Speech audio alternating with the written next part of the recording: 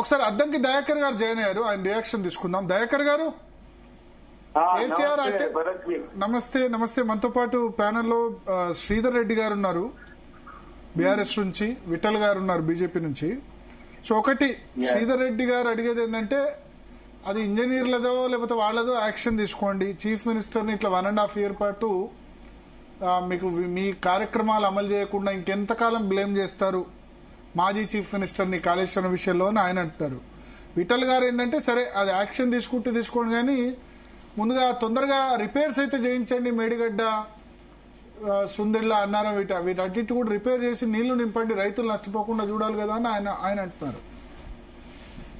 అదే అయితే ఒకటి, అందరికి తెలంగాణ ఆవిర్భావ దినోత్సవ శుభాకాంక్షలు. కానీ ఇప్పుడు అది మీరో నేనో డిసైడ్ చేసేదైతే మంచిగానే ఉండు. అది టెక్నికల్ ఇష్యూస్ ఉంటాయి. అది ఎన్డీఎస్సీ నుంచి మొదలు టెక్నోక్రాట్స్ సంబంధించిన ఇష్యూ. కాబట్టి ఇలా కాళేశ్వరం సంబంధించిన అంశంలో హర్రీ బీఆర్ఎస్ కిందకు వస్తుంది అనే అంశంలో మనం ఆలోచించాల్సిన అవసరం ఉంది. అంటే దీన్ని నాంచితే మాకు ఇబ్బంది అవుతుంది అని ఆలోచన వాళ్ళకున్న, నాంచేది మనం కాదు కదా. కాబట్టి ఇలాంటి సందర్భాన్ని వాళ్ళు కొంత ఇబ్బందికరంగానే ఫీల్ కావచ్చు కాక. ఇప్పుడు ఉత్తగా చేస్తేనే చూసినా పొలిటికల్ కక్షతోని ఇలా ఏమంటే మా సార్ మీద కక్ష తీసుకుంటూనే అంటాడు మా శ్రీధరే. మరి తప్పు ఎస్టాబ్లిష్ కాకుండా చర్యలు తీసుకునే హక్కు మనకెక్కడి. కాబట్టి ఆ రోజు ఆరోపణ చేసినాం, ఆ ఆరోపణ వాస్తవం కాదా అనేది ఇలా నిష్ణాతులైన నిపుణులు తేలుస్తారు. దానికి ఒక కమిటీ వేసినాం, ఆ కమిటీ రికమెండేషన్స్ బట్టి నిర్ణయాలు ఉంటాయి తప్పితే అది కేసీఆర్ అవుతాడా లేకపోతే ఇంకెవరైతారు ఏంటి అనే దాని విషయంలో ఇంకా క్లారిటీ రావాల్సిన అవసరం ఉంది. అది మేం కాదు తేల్చేది, దానికి కాన్స్టిట్యూషనల్ బాడీ కాబట్టి దానికి ఒక లీగాలిటీ ఉంది.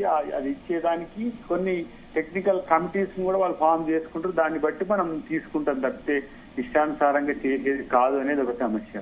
అయితే కాళేశ్వరమే ఎందుకు ఇంత పెద్ద సమస్య అయింది వాళ్ళకు అంటే, అది ప్రెస్టీజియస్ ఒక ప్రాజెక్ట్ గా వాళ్ళు వరల్డ్ వైడ్ గా గ్లోబల్ ఎక్స్పోజర్ ఇచ్చుకున్నారు. బీబీసీ నుంచి మొదలు పెట్టి ఇంకా కొన్ని నేషనల్ జాగ్రఫిక్ ఛానల్ ఇట్లాంటి వాటిల్లో లిఫ్టింగ్ ద రివర్ అని పెద్ద ఎత్తున ప్రచారం చేసింది.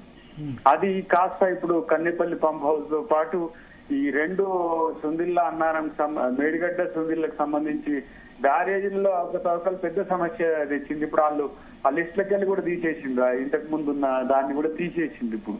సో దాదాపు పెట్టుబడి బడ్జెట్ నుంచే పెద్ద ఎత్తున పెట్టుబడి పెట్టినాం మనం. దానికి కాళేశ్వరం కార్పొరేషన్ ఏర్పాటు చేసి బయట నుంచి కూడా అప్పులు తెచ్చినాం. దానికి సంబంధించి ఒక సంవత్సరానికే 12,000 కోట్లు 11,000 కోట్లు అవుతున్న పరిస్థితుల్లో అలాంటి వాటి విషయంలో ఎట్లా ప్రజాధనం దుర్వినియోగం అయ్యేటప్పుడు గాలికి వదిలేస్తారా? పిట్టకూడదు అన్నారు వాళ్ళు, అదేంటి కాదు చిన్న పగుళ్ళు అన్నారు. ఆ పగుళ్ళకు సంబంధించిన అంశం వస్తే ఇప్పుడు 7 పిల్లలకు సంబంధించి వాళ్ళు రిపోర్ట్ ఇచ్చిండ్రు. కాబట్టి వాళ్ళదేం పోయేది ఉంది, మళ్ళీ మీరు అటు ఇటు కట్టారంటే మళ్ళీ కూలిపోతే ఇక కాంగ్రెస్ వాళ్ళు కట్టినా కూలిపోయింది అంటారు. కాబట్టి according to rule of law దాన్ని కమిషన్ ఇట్లా సూచిస్తే అట్లా దాంట్లో ఎవరు అవినీతి చేస్తే వాళ్ళ మీద దానికి ఏమంటారు మన ఐపీసీకి సంబంధించిన శిక్షలో లేకపోతే ఎట్లాంటి వాటి బట్టి నిర్ణయాలు తీసుకుంటాం తప్పితే ఇష్టానుసారంగా తీసుకోవడానికి లేదు. అన్నిటికంటే రెండో సీజన్ కానీ ఇప్పుడు మనము నీటి నిల్వ చేస్తే మొత్తం డ్యామ్ అయిపోతే ఒకవేళ రిపేర్ చేయడానికి నువ్వు ఎక్కడ రిపేర్ చేయాలనేది మనం ఇప్పుడు పొలిటికల్ లీడర్ కాదు కదా డిసైడ్ చేసేది. దానికి సంబంధించిన ఎవరైతే నిపుణులు ఉంటారో ఇగో ఇక్కడి నుంచి ఇక్కడ వరకు చేస్తే ఓకే అంటే. ఇప్పుడు మీకు అంటే నేను ఎగ్జాగరేషన్ కాదు కానీ పెద్దపల్లిలో ఇప్పుడు మీ ఏరియానే అది 4.5 రిక్టర్ స్కేల్ మీద భూకంపం వచ్చింది. ఆసిఫాబాద్ లో మొన్న మీకు గతంలో ఒక ఆయన ఇది చెప్పినప్పుడు నేను ఆశ్చర్యపోయినా.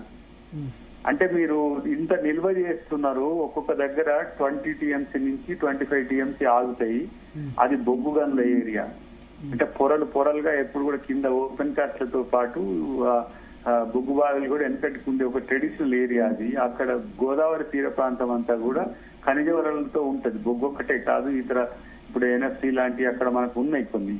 వాటి నిల్వలకు సంబంధించి ఉంటే అక్కడ స్టోరేజ్ మిడ్ లో చేయొద్దని కూడా చెప్పింది. తెలంగాణలో వచ్చిన భూకంపం ఏడొచ్చింది ఒకసారి మీరు చూడండి.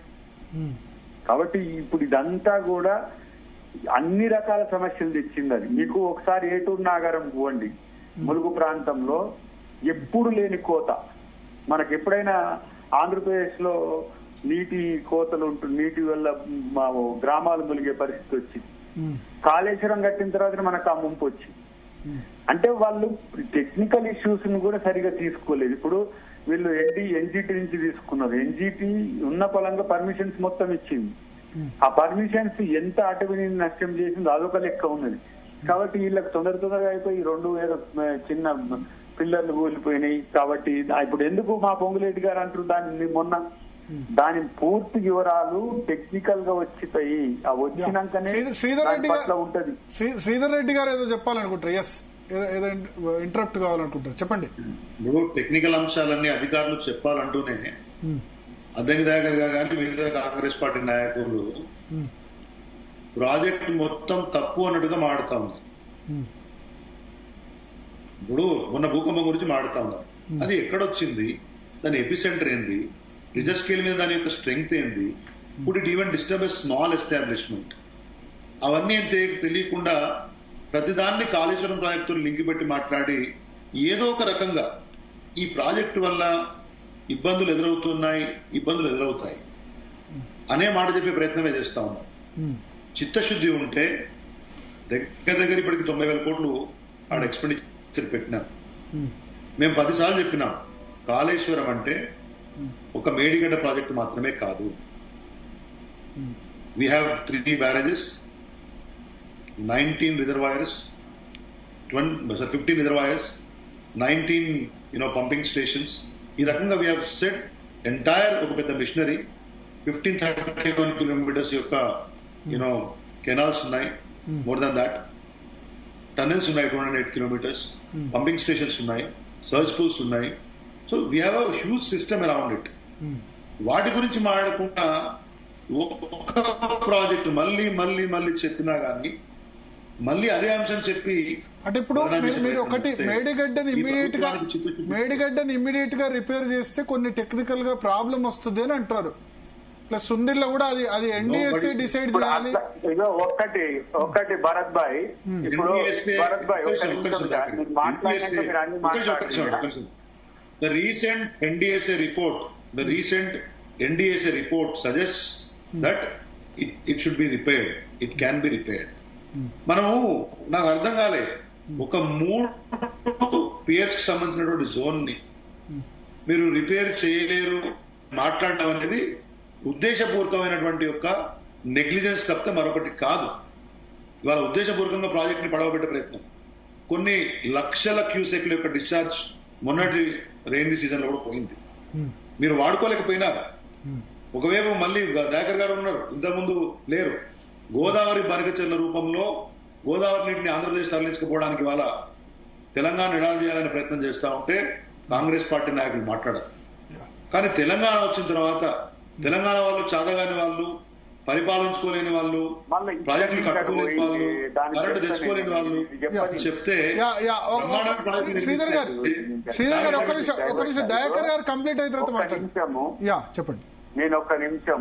ఇప్పుడు మీరు గోదావరి తీర ప్రాంత వాసులే, మీరు మీ జీవితంలో మీకు ఇన్నేళ్ళు వచ్చినాయి, ఎప్పుడైనా గోదావరి తీర ప్రాంతంలో భూకంపం వచ్చిన చరిత్ర ఉందా?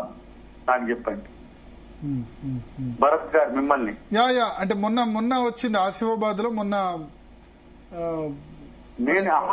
వచ్చింది వదిలేయండి. అవును, అంతకు ముందు మీ ఎరకలో? అంతకుముందు లేదండి. ఇది నేను కాళేశ్వరం డిజైన్ అయ్యే టైంలో ఒక పెద్ద ఆయన నేను చెప్తే దాన్ని ఇప్పుడు తెర మీద అది పెట్టకు, ఇదంతా మళ్ళీ ఏదో వీళ్ళు భూకంపాలంటారు, అది ఇది అంటారు. తీరా సీన్ కట్ చేస్తే మొన్న ఒక ఆయననే నేను చెప్పిన కదా, ఇది ఎక్కడ రాంది తెలంగాణలో ఇక్కడే ఎందుకు వచ్చింది, సిస్మోగ్రఫీలో ఎందుకు ఈ తేడా వచ్చిందో అనేది ఒకటి. సరే, అది ఆరోపణ అనుకోండి, రేపు ఏం తెలుసు అది పక్కన పెట్టండి. నేను ఒక మాట అంటున్నా, కాళేశ్వరం కు సంబంధించిన అంశంలో వేరే కొత్త ప్రాజెక్ట్ అది వాళ్ళు ఉన్న ప్రాజెక్ట్ ను డిజైన్ మార్చిండ్రు. మనం పైనుంచి అంటే కింది నుంచి వచ్చింది. ఎల్లంపల్లి ఎవరు కట్టిండ్రు? మీరు కట్టిన ప్రాజెక్ట్ ఏంటి? దాంట్లో మీరంతా మల్లన్న సాగర్, రంగనాయక్ సాగర్ ఇవన్నీ కట్టారు కదా, బాహుబలి పంపులు. మల్లన్న సాగర్ కంప్లీట్ కాలేదు భరత్ భాయ్. ఎందుకు మల్లన్న సాగర్ ఇప్పుడు పోయి మన కెమెరాలు పంపించేసి తెలుస్తుంది నీకు. ఇలా కొండపోచమ్మ 15 టీఎంసీలు అయితే 4 టీఎంసీలు నింపితే భూమి కుంగిపోతున్నది. మీరు ఆ వాటి మీద ఎవరు దాన్ని పట్టించుకోవట్లేదు. రంగనాయకమ్మ అంటే అది తక్కువ టీఎంసీలతో ఉన్నది, ఆయన మంచిగా కట్టుకున్నాడు మనోడు, ఏం పేరు హరీష్ రావు.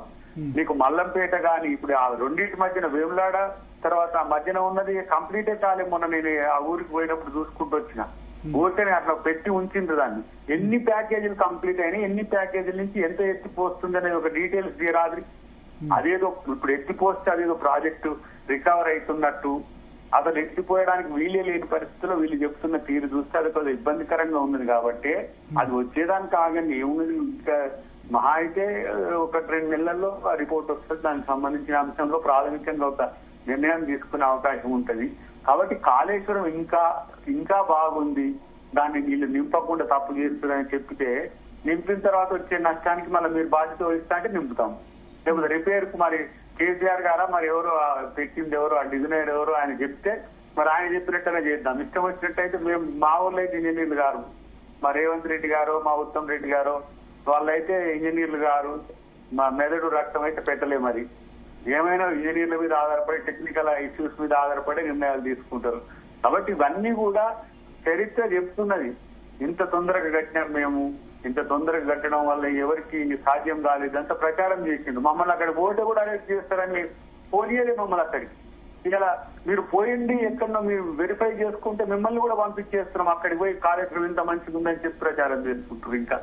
కాబట్టి ఇవన్నీ ఉన్నాయి. కాబట్టి నేను ఏమంటున్నా, కాళేశ్వరం కథ ఎక్కడికి పోతుంది అనేది మన చేతిలో లేదు. సో మీరు ఇప్పుడు చెప్తున్న ప్రకారం ఇంకో 1-2 months లో నిర్ణయం తీసుకోవచ్చు మేడిగడ్డ రిపేర్ విషయంలో గానీ లేకపోతే మిగతా విషయాల్లో గానీ మాక్సిమం. డెఫినెట్లీ అది ఇప్పుడు కమిటీని నేను ప్రొవోక్ చేయలేను, వాటిని ఇనిషియేట్ చేయలేను. కమిటీకి సంబంధించి ఆ కాన్స్టిట్యూట్ అయిన కమిటీ రికమెండేషన్స్ ఆధారంగానే నిర్ణయాలు తీసుకుని అప్పుడేమైనా మేము తప్పుడు నిర్ణయాలు తీసుకుంటే ప్రశ్నించండి. వాళ్ళని కాదని మేము నిర్ణయాలు ఏమైనా తీసుకొని ఇష్టానుసారంగా వివరించే పార్టీ అయితే కాంగ్రెస్ పార్టీ కాదు, ప్రభుత్వం కూడా అట్లా చేయదనేది నాకైతే నమ్మకం ఉంది. కాబట్టి చూద్దాం రేపు ఇవాళ ఏందో ఏమంటారు మన June 2వ తారీఖు నాడు మరి ఈ చర్చ పెట్టి ఎందుకు వచ్చిందో గానీ మొత్తానికైతే కాళేశ్వరం మాత్రం కాళేశ్వరరావు అని పేరు పెట్టించుకున్నాడు నరసింహన్ గారితో ఆయన మన కేసీఆర్ గారు. అందరిని తీసుకుపోయి అక్కడనే చూపించింది ఇంత మంచి ఇక్కడ లేదని చెప్పి చేసింది. ఇప్పుడు ఇట్లా అయ్యేసరికి ఒకటేసారి కొంచెం ఇబ్బంది పడుతుంది. ఏదేమైనా దాంట్లో మంచి జరిగితే వాళ్ళకి పూలదండ వేద్దామని చెప్పండి. మంచి జరిగితే పూలదండ అంటే మంచి జరుగుతాయి అంటే ఆయన ఎవరేం తప్పు చేయకపోతే వాళ్ళకి పూలదండలు వేద్దాం. ఓకే, ఏమైనా తప్పులు జరిగితే అరదండాలు అయితే. కాబట్టి తప్పు జరిగితే అరదండాలు దాకా పోతుందా? తప్పకుండా అవుతుంది కదా. తప్పు చేసిన వాళ్ళు 1,000 కోట్ల రూపాయలు ఇట్లా అప్పనంగా అంటే ఇప్పుడు దీనిలో జనరల్ ఏమైతుందంటే తప్పు చేసింది ఇంజనీర్ లో కాంట్రాక్టర్ ఉంటారు, ముఖ్యమంత్రి దాకా పోతుందా? ఎవరైతే వాళ్ళు ఇప్పుడు ఎవరైనా సరే ఇంజనీర్లు అయితే కాంట్రాక్టర్లు అయితే ఇంకెవరైతే రాజకీయ నాయకులు అయితే అంటే రాజకీయ నాయకత్వం దాకా పోతుందా? ఇప్పుడు ఎందుకంటే ఏదన్నా రెస్పాన్సిబిలిటీ ఏమంటారంటే ప్రాజెక్ట్ సంబంధించిన రెస్పాన్సిబిలిటీ వాళ్ళది, రీడిజైనింగ్ ఇంజనీర్లు చూసుకోవాలి కదా అని అంటారు, లేదా కాంట్రాక్ట్ ఏజెన్సీ చూసుకోవాలి కదా అని అంటారు, ఎల్ఎన్టీ చూసుకోవాలి కదా అని అంటారు. ఇప్పుడు ఫర్ ఎగ్జాంపుల్ వాట్కోస్ లాంటి సంస్థలు సర్వే చేసి రిపోర్ట్ ఇస్తారు, ఒకరు చేస్తారు కదా, ఒక కంపెనీ డిజైన్ అయితే చేస్తారు కదా. కంపెనీ ఎవరు ఇంజనీర్ ఇప్పుడు ఏఈనో డిఈనో అయితే కూర్చొని చేయడు కదా, డిజైన్ చేసేది. ఇప్పుడు పోలవరం కడుతున్నారు, దానికి ఒక డిజైనర్, ఇప్పుడు ఆయన ఒక కాంట్రాక్టర్ ఉంటే ఆ కాంట్రాక్టర్ కు డిజైనర్ ఉంటాడు. ఇట్లా కడితే మనకు డిజైనర్ అంటే డిజైన్ కాదు కదా, ఆ ప్రెషర్ ను వాటిని అన్నిటి టెక్నికల్ అంశాలు అన్నిటి బేరీజ్ వేసుకొని వాటికి సంబంధించిన పిల్లర్ ఎట్లా ఉండాలి, దానికి సంబంధించిన క్రస్ట్ ఎట్లా ఉండాలి, క్రస్ట్ దాటిన తర్వాత ఎట్లా ప్రతి ఒక్కటి కూడా నీటిని ఏ విధంగా ఆపాలనేది. ఇప్పుడు మీ వెనుక మేజర్ గా ఆపితే 100 టీఎంసీలు కూడా ఆపుతాయని ఉండే, కానీ 16 నుంచి 25 టీఎంసీలు ఎప్పుడు నిల్వ ఉండే అవకాశం ఉండే అది. కాబట్టి ఇవన్నీ కూడా చూసుకొని ఇప్పుడు ఎందుకు ఇంత పెద్ద అది పగుళ్ళకు వచ్చింది 3 సంవత్సరాల తర్వాత 4వ సంవత్సరంకే అది తొందరగా కట్టడం వల్ల వచ్చిందా, నీటి బరువు వల్ల వచ్చిందా, లేదంటే అక్కడ ఉండే సాయిల్ వల్ల వచ్చిందా, అది ఇసుక మీటలో ఉందా, అసలు ఏంటి ఇవన్నీ తెలియాలి కదా. అవన్నీ తెలియకుండానే కట్టింది ఎవరు, ఇక్కడ కట్టమని చెప్పింది ఎవరు అనేది కూడా తేలాలి కదా. అందరేమో కేసీఆర్ గారి వైపు ఏళ్ళు చూపిస్తున్నారు, వారేమో మాకు సంబంధం లేదు, నాకు అసలు ఆ ఇష్యూనే తెలియదని వాళ్ళు అంటున్నారు. శ్రీధర్ రెడ్డి గారు మంచి చేస్తే దండలు లేకపోతే అరదండాలు అంటున్నారు.